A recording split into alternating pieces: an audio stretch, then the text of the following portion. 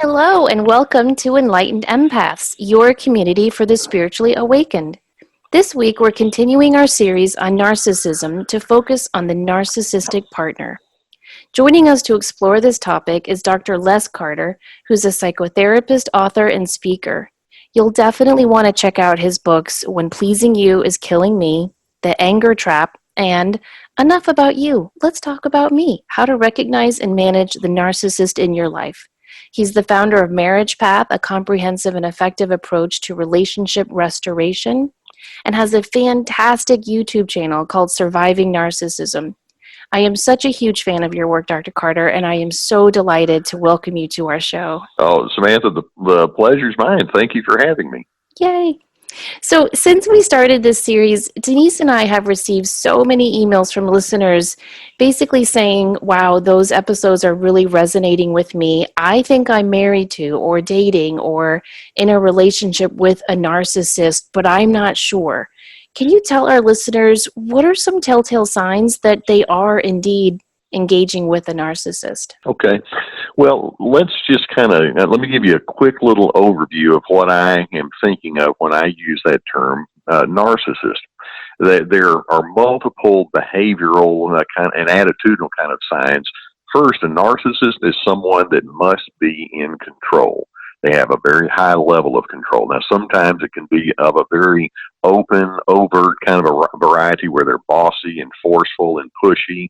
Sometimes it's more of a covert variety where there's more of a subtle sense of stubbornness, or I'll do things in my own timing and nobody else is going to push me and tell me what to do until I'm ready, that kind of thing.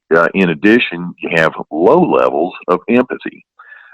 In healthy relationships, as you and I would talk with each other, one person would say something and the empathizer says, well, I want to know more. And you try to learn about what's going on about that person from their perspective, and then you would be able to do that back and forth. Narcissists don't do that. They don't empathize. It's like, well, why would I want to know you? Going back to control, you just need to do what I tell you to do. Then in addition to that, you have higher levels of manipulation and exploitation. There's constantly this power play kind of feeling that you can have with the narcissist, that they're trying to make you fit some sort of a mold. And if you're not willing to go along, then they'll either bust through the front door and try to make you do what they say. They'll go around the back door or the side window, and they're going to try to force you into their mold one way or the other. In addition, the narcissist likes to be on the superior end of things. One up, one down. I know better, and you need to understand that. On top of that, narcissists have an exploitive nature, and they have an attitude of entitlement. This is what I deserve on my end. They tend not to receive input very well. They can be very defensive and thin-skinned. So that's kind of an ugly list of characteristics to have. And then on top of everything else, there are times when you don't see all of those kind of ingredients right up front, because another defining feature of narcissism is that they can, for a while, project a very pleasant kind of demeanor. They can have a good public image and be very charming and friendly and seemingly cooperative, only to find later on that was just part of a ruse, and then all of this other stuff starts coming up to the surface as you get to know them more fully. Yes, I think you've talked about that, where you've said they will often rush the dating process because they can't maintain that. I think you called it the mirroring effect, where they'll just mirror your likes and interest. Exactly. I'll give you a simple illustration. Let's say that you're someone that likes to play tennis, and you mentioned something about that, and a narcissist can say, well, I never did play tennis, but I had a cousin that was really good at it, and so tell me more about it. And they can seem real interested in it, when in fact they couldn't care less. But it's their kind of way of trying to get on the inside with you and show themselves to be a really nice person. Or someone else may say something like, my kid did this, that, and the other, and the narcissist can come along and say, oh, that's such a delightful kind of thing, and they can seem so eager and willing to have you tell more. The empath, the person that has healthy skills, is going to be talking in that understanding and caring and sharing kind of way, because they're trying to get to know you. when the narcissist comes along and says those very same kind of things and they seem to show interest, what they're doing is they're positioning themselves so that they can then come back later on and have data on you, or they kind of know what your weaknesses are, or where they can get their entree points into your life so that they can control you. I mean, that's that scheming, manipulative kind of stuff that the empath just doesn't think about because they're just so not there. But the narcissist, that's how they think. And so if you don't think like them, then you're almost, almost to it. You've got a real vulnerability because they're over there just kind of plotting their course. You're thinking it looks good and it seems good. And it's only later on that you find out that it was just that. It was mirroring, or it was a mirage. So much of this seems to go hand in hand with covert emotional abuse, and that comes up with a lot of people that I talk with. They'll be in a relationship with someone, and the head games and the manipulation and exactly what you just described, someone who's very charismatic, attractive, intelligent. So people are kind of drawn into the web, and then they're in there and thrown off balance because it doesn't add up with what they're feeling on the inside and what's actually happening after a period of time. So how can people see that in their partner or recognize it when they've been, I don't want to say they've been blind to it, but it doesn't add up intuitively because this kind, wonderful person is suddenly doing these undermining things in their relationship or in their lives. Yeah, and that's the hardest thing. I've had some people who are quite capable and intelligent and good people skills that later on, after the relationship has fallen apart, they're over there shaking their head saying, how in the world did I get pulled into that?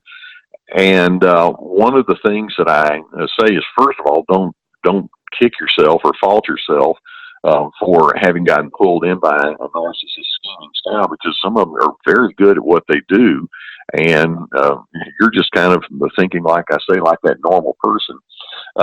One of the things, though, that you have to do when you're engaging with somebody, particularly in a getting to know you kind of way, now whether we're talking about a dating situation or work or friendships, or then as you get into the adult years and you're engaging with extended family members and they seem really nice and pleasant, be slow.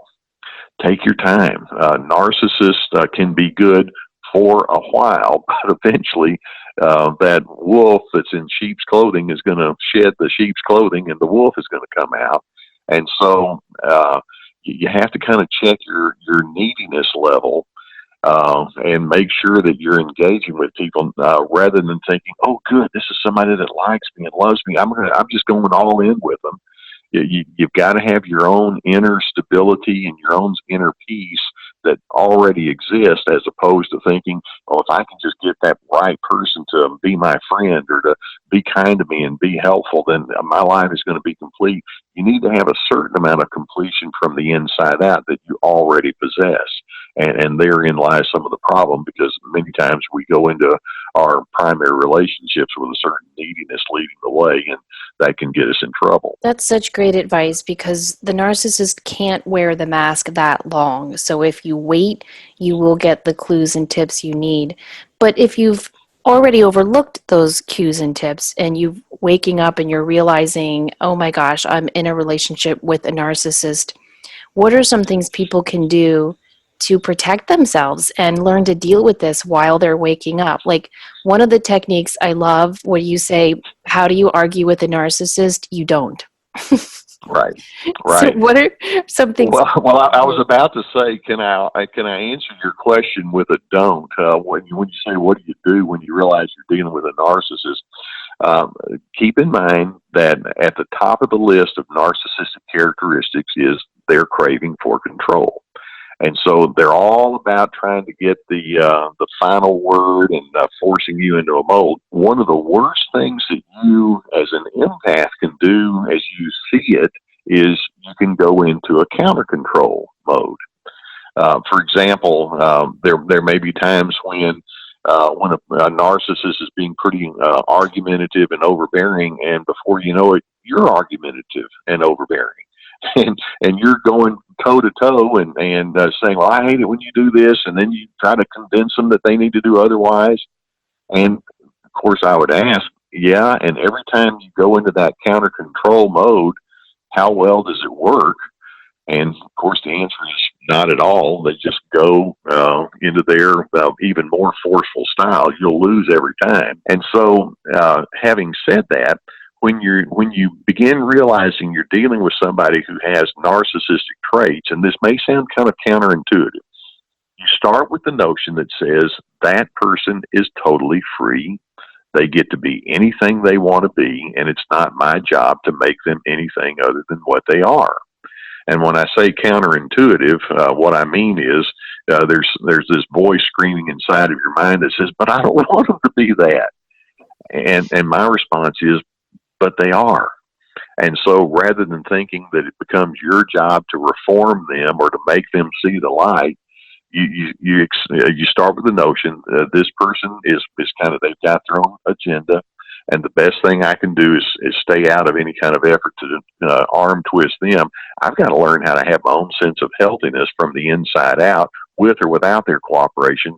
What would that require of me in this moment? That's perfect, because I've often said that in toxic relationships that I've stepped away from with people, that I'm the one that changed, not the person. And that's such a vital point, is when you stop identifying with who you are, with what that person is choosing to do or bring to the relationship, it changes the whole game. Yeah. Truly And frankly, it throws them off their game, so to speak, when you don't get in there and mix it up with them, because they love nothing more than arguing, because they'll argue and pull their control tactics until they just wear you out. What's the old saying? Never get into a pig pen and wrestle with a pig, because you'll get all muddy and the pig loves it. Right. Something to that effect. And I don't want to get into a battle for control with the controlling person, because they love it. It's like game on. Mm-hmm. And so the way you win is you don't try to win, if that makes any sense. It makes perfect sense. So in the meantime, that doesn't mean you just lay down and do nothing. You still have your own personal initiatives and your own assertions and your own boundaries and stipulations that you do. Right. And so during that process of realizing this, it's important to practice that self-care, to practice that self-love, and to reach out to a trusted therapist and start to find your boundaries and learn to feel safe inside yourself without being really changed or debilitated by the criticism of the narcissist. And I think that's really hard to do, but it can be done, right? Yes. Now, you're talking from the vantage point of the empath. Let's go in there for just a minute. The empath kind of, as a general rule, tends to operate with the philosophy that says, can't we all just get along? And so they're going to go into a relationship with a certain element of optimism and hopefulness and willingness, because that's just kind of the way they are. And you look at that, and you said this in your introductory comments here, that's a good thing. And it's not like you need to be vilified for that, to say, yeah, I'd like to get along well with people. But then sometimes that empath has to come back and face what I refer to as your ugly truth. And ugly truth can say, some people, when you're nice to them, see that as an invitation to pounce. I've got to factor that in. And so you kind of have to arm yourself with the realization that just because you have a willingness and a desire and a skill set to draw upon to make relations go well, it doesn't mean that a narcissistic individual is going to appreciate it and say, hey, thanks, I'd like to join you. In fact, there's a low likelihood they will. So unfortunately, you have to learn how to think that way. And there's a certain amount of skepticism that you have to maintain so that you don't just get pulled into their early charming ways only to find out that it's not quite so charming after all. That is so true. I think for a lot of us, it's been such an ingrained pattern as empaths that we grew up with a family member or a caregiver who was a narcissist. So there's a familiarity to that, and it's what we draw in. But I've done this in my own family now, is a lot of the choices that I've made as a mother were to help break that cycle in my children's lives. And what would be some skills that our listeners could use to help break that cycle if that has been a constant pattern throughout their lives. You mean like with their own children? Or with, yes, because I've seen a lot of people that we talk to, a lot of people that are very close to me. It seems like we grew up in families where there was a narcissist or narcissistic tendencies, and then we ended up in significant relationships because of the familiarity, because that is what we thought love was. And we're trying to shift away from that, but also help our own children to have healthy. Yeah, well, and knowing that narcissistic need for control leads to a real low inclination toward empathy, you as the empath want to think, you know what, I'm going to pick up on my best tools and inject it into my conversations and discussions. And for example, if you're starting with a narcissist or somebody that turns out to be a narcissist, you want to be the kind of person that as there's conflict or strain or difference, that you say, hey, let's talk about this. I notice that you feel differently than I do. How did you arrive at that? And may I share with you my perspective? And so in the adult to adult kind of life, you employ the skill set that goes along with empathy and just see if it sticks, see if the other person can reciprocate. More often than not, the narcissist can't go with you there very long because they'll start telling you how it ought to be, and they'll get off on tangents, and when you realize that person really isn't very tuned into me, I don't think they really know who I am, and they don't want to know who I am, then that's a really large red flag that says this is not a safe person. Okay, let's take that same notion, and as you're talking with your children, particularly as they get deeper into their adolescence and even in their early adult years, coach them. And let them know. One of the things that I hope that you notice in me that's important is I like to know who people are. And I like to know why they think and feel and interpret the way they do. And so that's a skill that I'd like you also to know. And for example, it's always good to do it in the midst of a difficulty. If the kid is angry, and even if they're angry at you, then you let them know this is a time when we need to do this understanding thing. So let's slow down, take a deep breath. I want to hear who you are and what you feel, and then I'd like for you to share with me that same courtesy. And then let's talk things through. And you establish yourself as that go-to kind of a person. I had a great. This was kind of a funny little illustration, but a great illustration of I was at some people's houses, and this guy had a daughter who was about 13 or 14, and she and her girlfriend came running into the living room where the adults were, and they were talking about how there was this boy out there giving them a hard time, and it was so difficult. And so the mother said to her 14-ish daughter, you know, I think we're going to have to talk this out, aren't we? And so that 14-year-old girl turned to her friend and said, you have to understand, this is the way we do things in our house. This is wonderful. It's kind of like, yeah, nobody does this, but we do this. And that mother had already established herself as being the person that says, yeah, when we have a strain or a tension, let's sit down and talk it through. And so you want to establish yourself as being somebody that can and will do that. And it's wonderful when you know that you're bringing that the healthy part of your personality into a relationship of a life with someone who's still trying to figure it out, and you're able to kind of point them in a really good, healthy direction like that.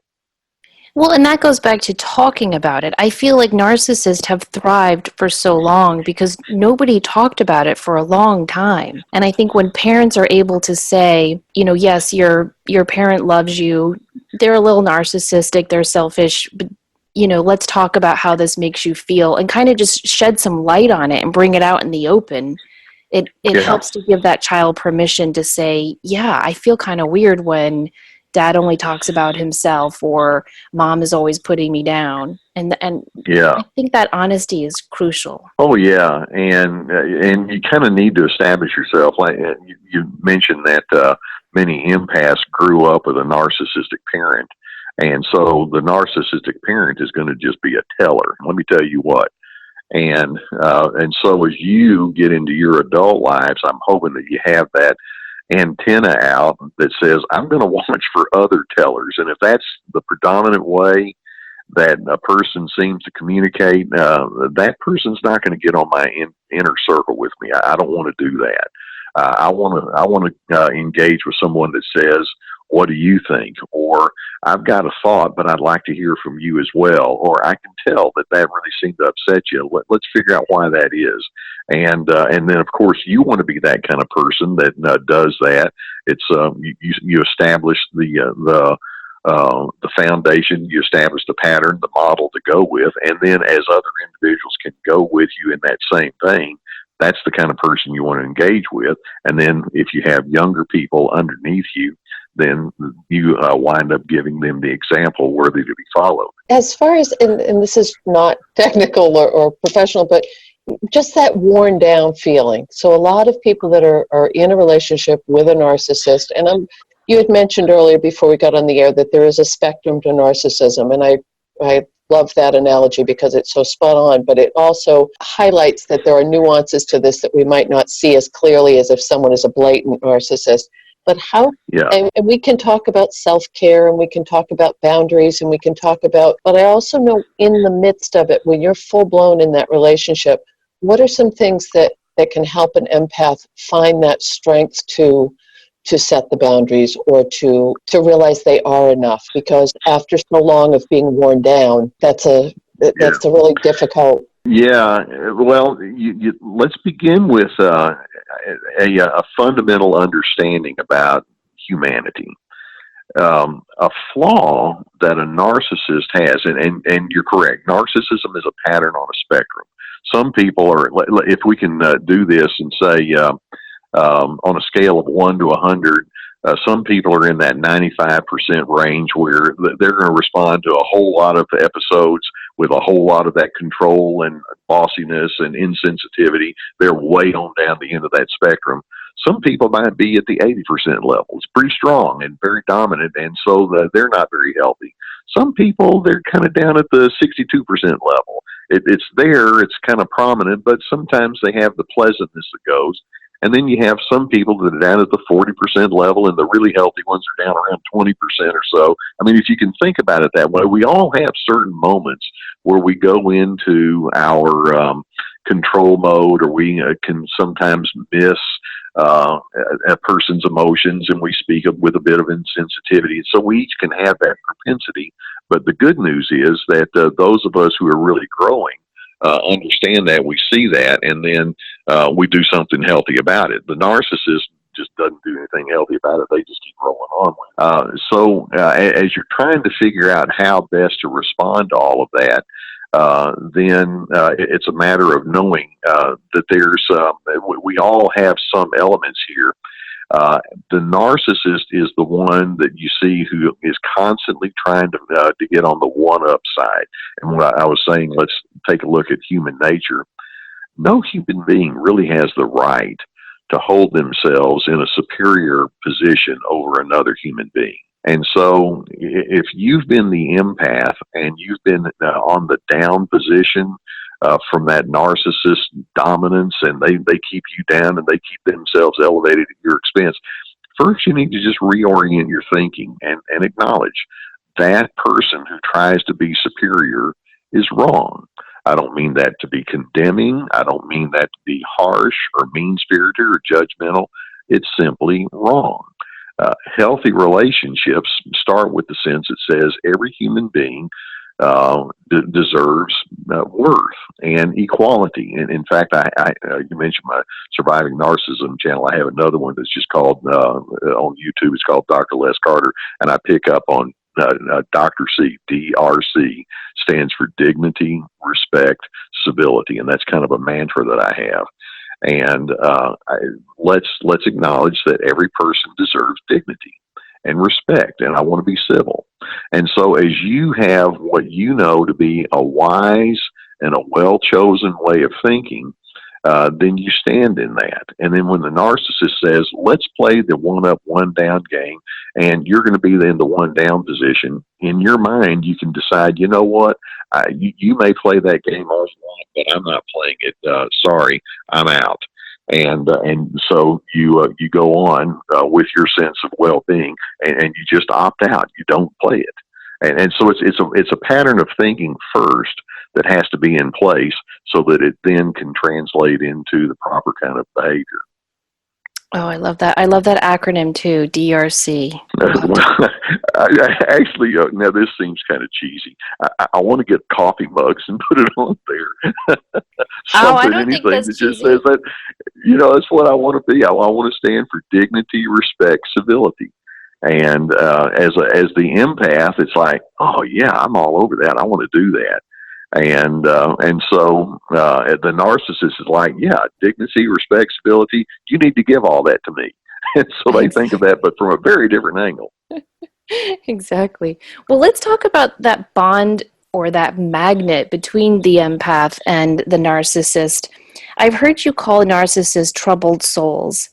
And I'm just wondering, do you think on some level they know that they're a narcissist and they are trying to learn or emulate some of the compassion that the empath has? Or do you feel that the narcissist just sees the empath as a stool that they can topple? More often than not, it's B. They see the empath as a stool that they can topple.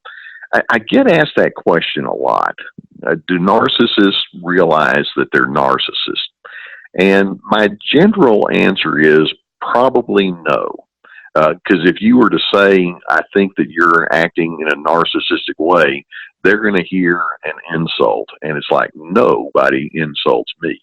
And so they're not going to receive it for the information that they might gain out of it.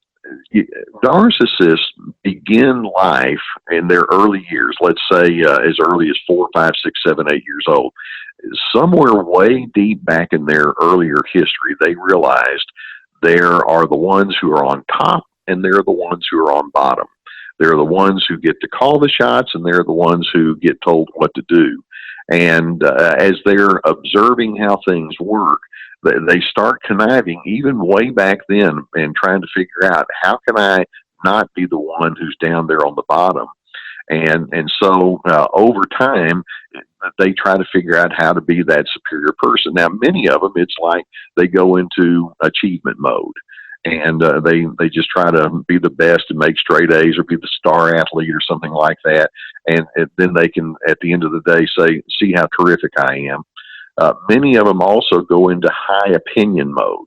If you have an opinion, mine's better. And so they learn early on that life is a competition and I've got to be at the top of the heap. When that happens, then they actually begin formulating what we would refer to as a false self. They become afraid of sharing their own vulnerability. They're afraid of saying, I hurt, or I'm struggling, or I'm not real sure, or I don't know, because you see, that means that they're down there with all the regular folk, and they've already consciously or subconsciously decided, I'm not doing that. And so they come into their adult years with this commitment to being on the high end of the equation. And so they've been subconsciously pushing down their true self, which is humanity. And so when you ask, do they know who they are and what they are? The answer usually is no, because they live life with such a mask, and they live life with a very low inclination to say, well, actually, this is really what's going on inside of me. They can't do that because they're afraid that if they show themselves to be human like the rest of the folk out there, they'll get squashed. And so there's a real subconscious commitment that says, I must be on top. So when you say, does a narcissist know that that's what they are? Well, that presumes that they're honest enough with themselves to be able to say, well, actually, I hurt. And they can't do that. So there's a low likelihood that they'll change, which is why they're such a frustrating bunch of people to work with. Oh, I can imagine. Oh, as a therapist, I can't even. Well, what if the narcissist I have known lie as easily as you and I breathe? So is that true for all narcissists? And does that mean they're lying to themselves? Yes, yes, and yes. They just with what I mentioned to you about how they grow up with the false self, they have a hard time being honest about their human nature. If you hang out with me long enough, I'm a pretty nice fella. I try to help folks out. I'm sure the two of you are nice people. But you hang out with you or me long enough, it's like, whoops, there was a mistake that you made, or I don't think I would have said it quite like that. And you or I, as healthy people, would say, you got me on that. Sure enough, I did blunder, didn't I? What did you notice that I didn't pick up on, or what would you like for me to understand? And healthy people can acknowledge that they've got their foibles or their blunders or miscalculations or moments where they just have insensitivities. The narcissist is like, I'm not going to say anything like that. And so they can't be honest with themselves. And if you find them or see them being inappropriate and you say, let's talk about it. For example, let's say a narcissist yells at someone and shames them, and you say, hey, we need to talk about that because I saw you acting inappropriately over there. The narcissist will come back and they'll either say, that's not what happened, or you misinterpreted it, or if I did do something wrong, it was their fault. They'll do anything but be honest about what was going on. It's somebody else's fault. It's the universe's fault. And so they have a hard time having that sense of stark honesty and acknowledging, like everyone else, I'm always in a growth mode. I appreciate when someone is able and willing to help me along in my growth. They can't do that. That's just not in their makeup. So it's very hard to break in when you have somebody that has that thick defensive wall in front of them. Wow, that's intense. I think so many people who have had cyclical patterns with narcissists in their lives are on red alert to, am I bringing in the same person with a different face? So I love your advice of take it slow, be calm with yourself, make sure that you're not being gaslighted or whatever other terms we want to use. So that would really be your premise with this is find your own inner knowing and truth and come from a place of kindness. And if it's not being reciprocated, there's some red flags. Exactly. Now, let's here's where we go back to the comment you made about the spectrum. The people that are on the far end of the spectrum, the malignant narcissists, and then they can even go further with sociopathy and the psychopathy, those kind of things. They're going to show their colors really quickly. The frustrating thing is when you have that person, and again, this is not technical, but I'm just saying this for point of illustration. Let's say that it's at the 75% level. They have quite a bit of that control stuff. Sometimes they're okay, they're kind of nice, but as a general rule, the narcissism has a pretty strong hold on their personalities. Sometimes they can come across nice enough for a while, but then even over time, it's going to show up. It just takes a little bit longer for it to be seen. Or somebody that you think is a really nice person turns out they're down at the 40% level, if I can use that analogy. And so they may not show their true colors or that part of themselves for even longer. So particularly when it's dating and friendships or getting involved in business ventures with folks, you just kind of have to remind yourself it takes time and many episodes and many experiences before the fullness of that individual is going to show itself. The good news is I have plenty of patience to draw upon. I'm not in any kind of rush. Well, to be able to say that presumes that you have your own inner calm and your inner peace that you're drawing upon.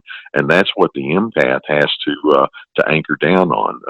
People that have the empath tendency tend to be the nicest folks that you want to know.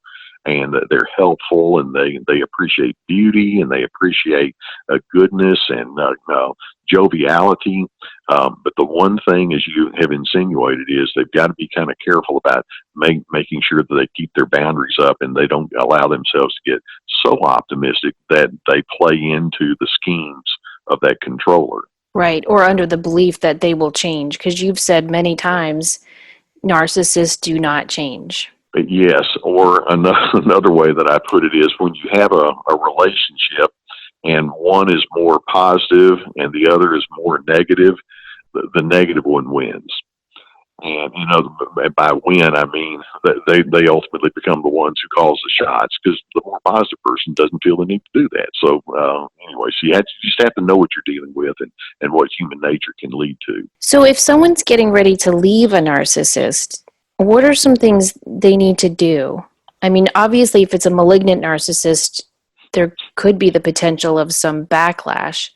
But in Yes. general, how should a person prepare to leave a narcissist? Do they need to get an attorney, a therapist, document everything? Like, what are some tips you have for that stage?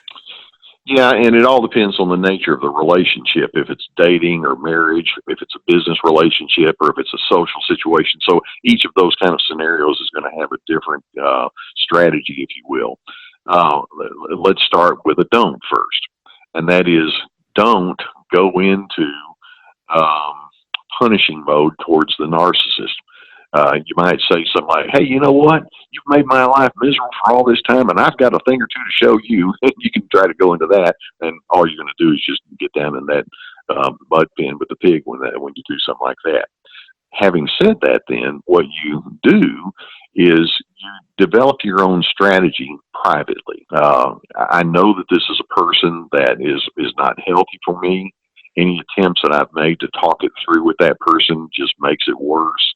And so I'm not going to discuss it with that person. I'm not going to, at least not right off the bat, I'm not going to plead my case one more time. I'm just going to make my plan.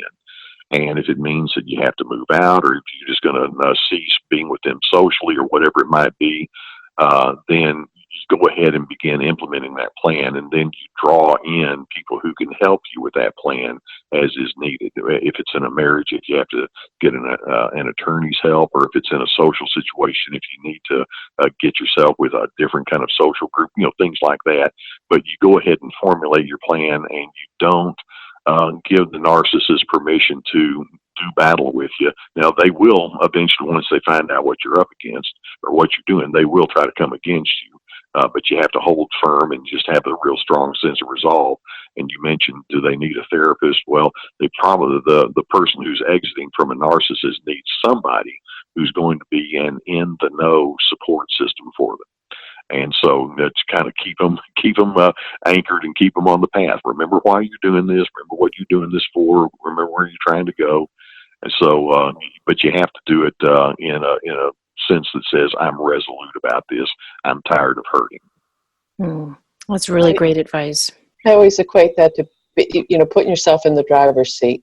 What direction do you want your life to take? But that's such poignant advice as far as, and I remember a specific situation in my life where I had to switch and think through that person's way of looking at life and saying, like, to stay a step ahead so that I could make a strategy and a plan to empower myself and step away from a very negative place. And I think that Yes. that's a huge thing, is that as empaths or as kind people or highly sensitive or whatever moniker we want to put on it, we have, as a whole, a lot of us have a very difficult time thinking that someone is really coming from that perspective of wanting to control or manipulate, or because we might feel such love or compassion or friendship for someone that we have a really hard time jumping over that fence and putting yourself in the driver's seat to say, okay, holy shit, I'm not taking this anymore.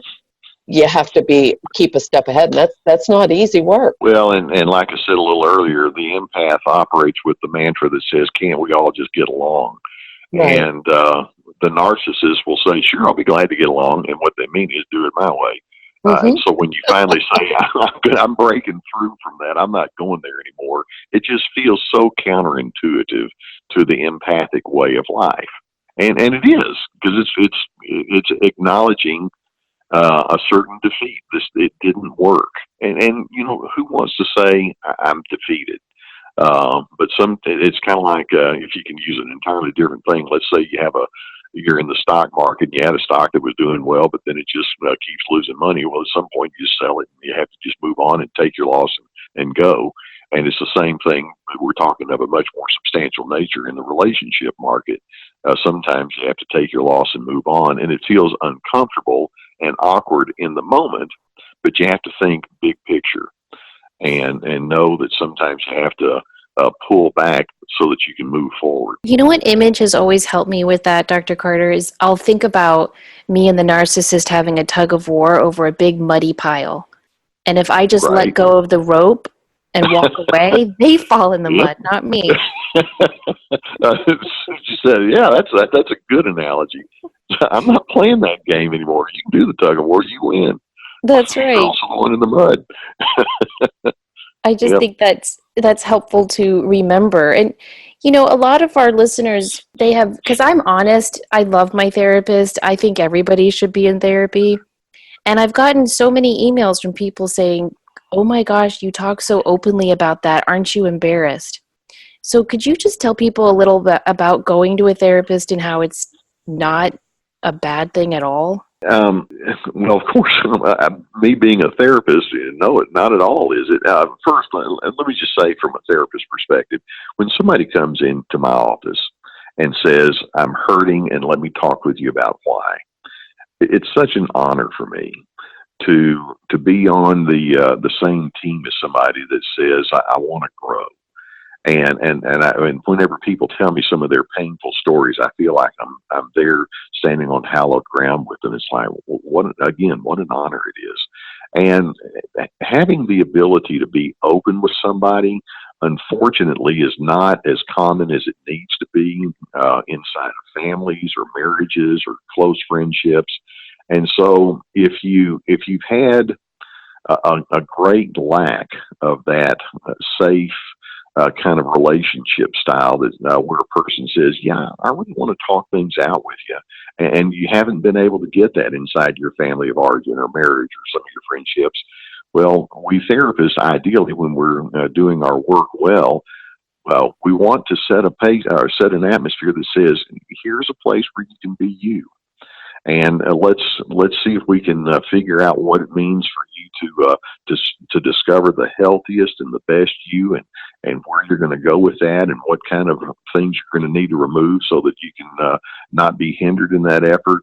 And it's a wonderful engagement that you're able to have when you go in with a therapist who wants to think with you on that. And like I say, if you've had a lack of that kind of experience, and there's no one in sight in your regular world that can do that with you, then by all means, be glad that you can avail yourself to a circumstance where that can happen. That is so beautifully said. And it is an honor to witness that for someone. It's that story you told in one of your YouTube videos about the grocery store clerk who was being Yeah. verbally abused by a narcissist, and she started to cry.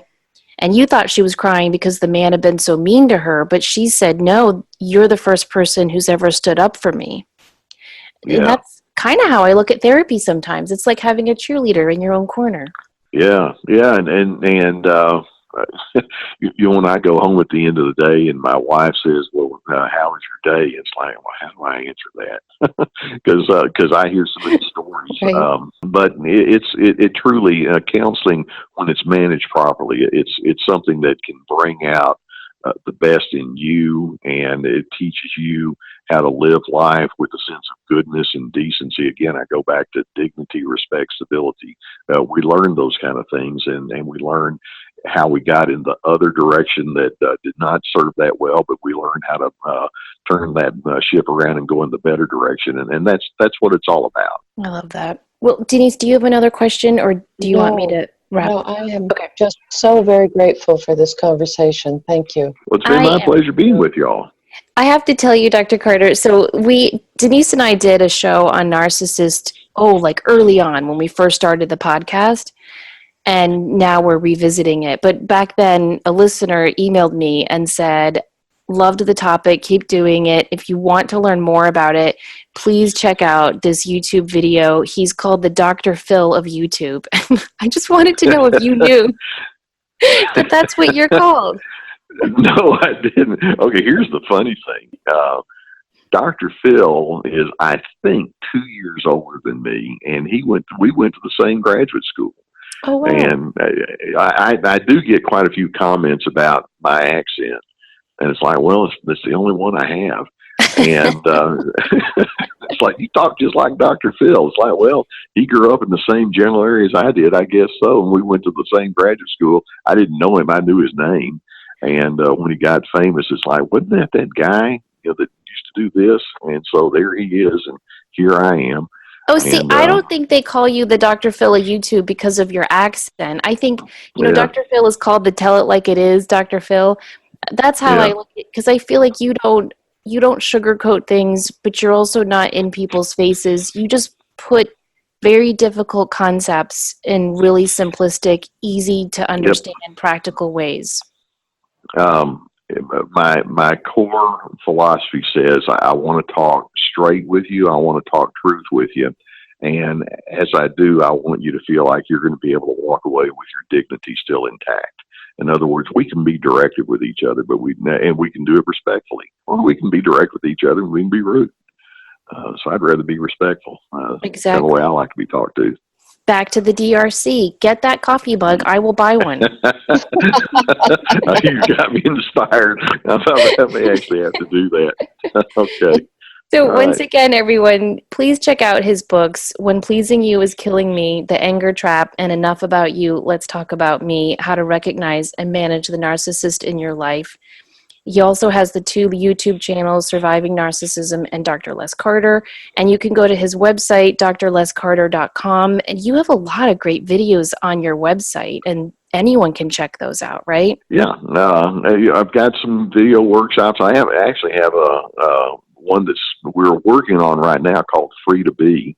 And it's a video workshop where I'm going to give some presentation, but I'm going to have you go through questions and all like that. Well, that's going to be coming out in a while. So I'm always working on stuff.